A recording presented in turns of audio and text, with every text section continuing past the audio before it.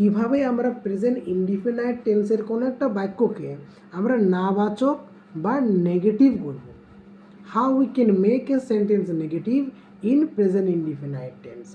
We know that, আমরা এটা জানি যে প্রেজেন্ট ইনডিফিনাইট টেন্সের ক্ষেত্রে সাবজেক্ট যদি থার্ড পারসন সিঙ্গুলার নাম্বার হয়, ভার্বের সঙ্গে এস কিংবা ইএস যোগ হয়।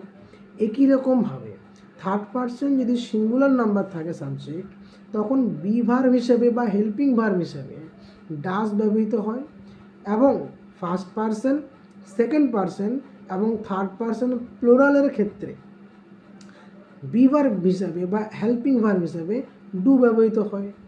যেমন কিছু এক্সাম্পলস এরকম, আমি বাজারে যাই না, I do not go to the market. আমি বাজারে যাই না, এখানে সাবজেক্টকে আমি, কাজটা কারণ আমি করছি তো আমি সাবজেক্ট। যে সাবজেক্ট যেহেতু আই, ফার্স্ট পারসন, তাই বি ভার্ব হিসেবে ডু হয়েছে। কিন্তু অন্য একটা বাক্য, যেমন Ram does not go to market everyday. Ram প্রতিদিন বাজারে যায় না, সাবজেক্ট যেহেতু Ram, third person singular number, তাই সেখানে ডাজ হবে। So Ram does not go to market everyday.